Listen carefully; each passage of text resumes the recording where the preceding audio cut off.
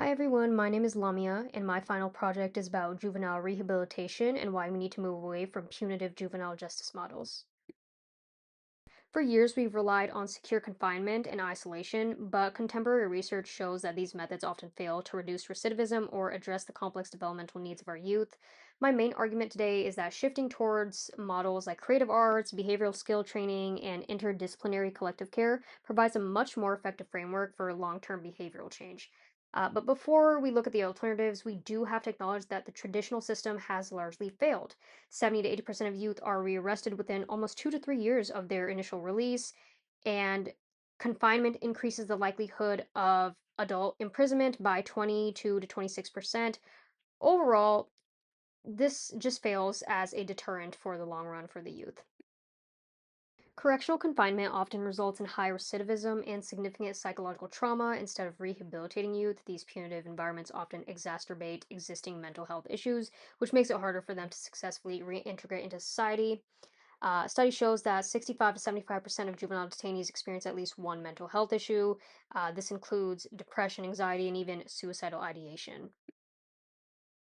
One of the most innovative alternatives involves creative arts, such as performance based Shakespeare courses. These programs will help youth develop essential skills like trust, empathy, and conflict resolution. By interpreting these complex characteristics, these young individuals are encouraged to reflect critically on their own lives and behaviors, which allows them to see themselves as capable rather than just being stigmatized with the label of being a delinquent in a system. Another successful approach is found in specialized legal models, such as the juvenile drug treatment courts. These courts use therapeutic jurisprudence to act as a agent for positive change rather than just a place for punishment. They operate on the assumption that youth have complex needs, different from adults, of course, and that requires individual and family focused services. Furthermore, we also need to prioritize practical self regulation through evidence based behavioral interventions such as dialectical behavioral therapy, or DBT for short.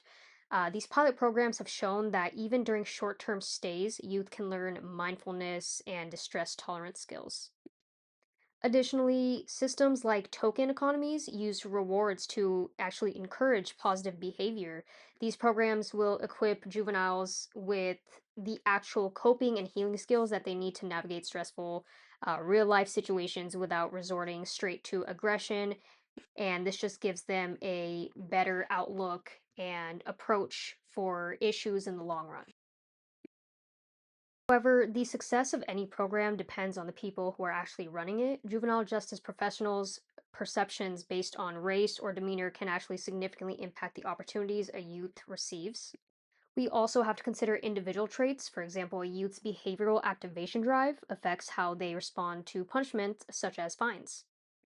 Treating mental health is a critical responsivity factor that helps stabilize youth so they can engage better with all rehabilitative services.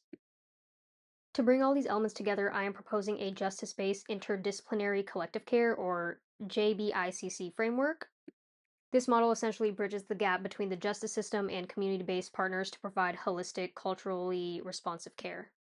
So instead of treating mental health and criminal risks separately, JBICC addresses them at the same time through a team of probation officers, doctors, educators, and even families. Central piece of the solution is to use peer mentors with lived experiences in the justice system. These mentors build authentic rapport and provide support within the youth's own community. The framework also looks at structural inequities of health, meaning it identifies how factors like poverty, racism, and a lack of education contribute to delinquency. Research shows youth in these programs are less likely to be rearrested and show significant gains in school and work. And overall, the old strategy of punitive isolation has proven to be a failure that often results in more trauma. Alternatives like Shakespeare programs, specialized drug courts, and behavioral therapy offer a much more humane and effective path towards reform for the youth to ensure positive outcomes in the long run. Thank you so much.